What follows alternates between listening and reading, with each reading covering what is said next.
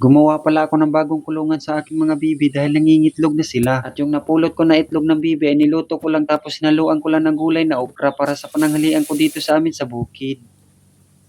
Magandang umaga mga bay. Medyo makulimlim na naman yung kalangitan dito sa amin sa bukid mga bay. Bago tayo magluluto pala, ililipat ko lang tong kulungan ng aking mga bibi dito sa amin sa bukid. Dahil nangingitlog na naman sila tapos yung iba ay kung saan saan nangingitlog minsan dito sa gilid ng aking fish pan. Kaya kailangan ko talagang gumawa ng bagong kulungan para kapag nangingitlog sila hindi nababasa yung itlog. Kasi kung palaging ganito napupulot natin na itlog mga bay nakaliblib sa tubig ay tsak hindi tayo makakaparami nito bay. At may nag-order din pala sa atin na magpapalimlim daw siya ng itlog ng bibi. At kailangan din daw na hindi nababasa yung itlog. At kung nabasa daw ng tubig yung itlog tapos palimliman natin ay may posible talagang maraming bugok kaysa mapipisa. Sa manok niya lang pala papalimliman yung itlog ng bibi. Kaya sabi niya sa akin na kailangan hindi talaga mababasa ng tubig yung itlog. Kaya itong silungan ng mga bibi ay ililipat ko lang daw malapit sa puno ng mga kawayan. Sinubukan ko palang iangat kaso parang mabigat. Hindi ko pala to kayang buhatin mag-isa kaya ito lang muna yung gagawin ko yung pambakod sa ating kulungan ng bibi. Saka ko na lang pala yun ililipat kapag may kasama na ako sa pagbubuhat. Matagal ko na rin pala itong pinagplanuhan na ilipat ko talaga yung kulungan ng mga bibi. Dahil kapag nagpapakain ako ng isda ay kumakain din sila ng fish kaya kailangan ko talagang ibukod yung kulungan nila. At sa mga magtatanong pa lang pala kung saan ako nakabili nitong chicken net or fishing net, ay nasa TikTok account ko lang po, makikita nyo po doon lahat kung anong gusto nyo na haba or size ng butas. At mga sanga lang pala na Madrid Cacao yung ginamit ko na parang poste dyan sa ating chicken net mga bay. Dahil mabilis lang din pala ito mabubuhay yung puno ng Madrid Cacao mga bay kapag tinusok mo lang sa lupa. At yung ginamit ko lang pala na pantali dyan mga bay ay yung cable tie. Dahil madali lang itali or ikabit at matibay pa gamitin. At maganda din pala itong nabili ko na chicken net mga bay dahil nylon ito. 6 months ko na pala ito na ginagamit tapos nakababad pa sa tubig dun sa gilid ng fish pan ko. Pero tignan nyo bay, sobrang tibay pa kaya kung gusto mo ng ganitong chicken net mga bay, punta lang kayo sa TikTok account ko. At ito na pala yung itsura ng ating bagong kulungan sa bibi dito sa amin sa bukid mga bay. At dahil nagugutom na tayo mga bay, yung itlog pala na napulot natin kanina ay lulutuin ko lang tapos haluan ko lang ng gulay na okra. At first time ko din pala ito magluto ng ganito mga bay, yung bibi ng itlog tapos haluan ng gulay ng okra. Kaya subukan lang natin baka masarap din ito kapag ipinagsama. Kasi may nakita ako na nagluluto ng okra tapos sinaluan ng itlog pero yung itlog na ginamit niya ay itlog ng manok. Yung sa atin naman mga bay, itlog ng bibi, tignan natin kung masarap ba din. At isingit ko na rin ito nagpapa-shoutout mga bay. Shoutout nga pala kay DJ Marsky, shoutout kay Melvin Gisando, kay Jeff Lamonte from Romblon,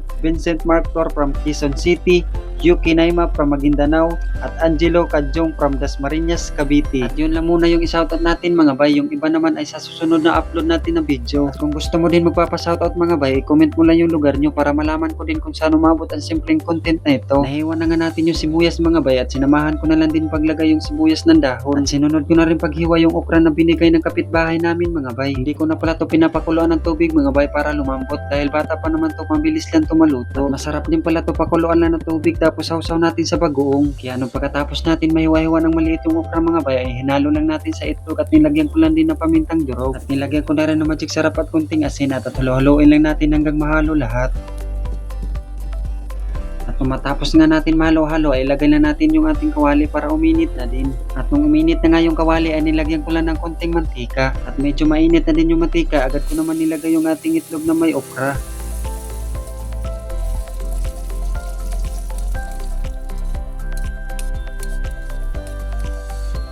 At after 2 minutes nga ay naluto na nga yung okra na may itlog. Ay itlog pala na may okra. Aparas lang yung basta may ulam ako dito sa amin sa bukid. Kaya hinango ko na para makakain ako ng pananghalian. At kung may tinanim ka din na okra na gulay mga bay, subukan mo din haluan ng itlog. Or di kaya kung may tinanim yung kapitbahay nyo, subukan nyo din manghingi, baka bigyan din kayo. Legit talaga yung sarap bay kapag may halong okra yung itlog. Kaya hanggang dito lang muna tong video na to bay. Maraming salamat sa panonood.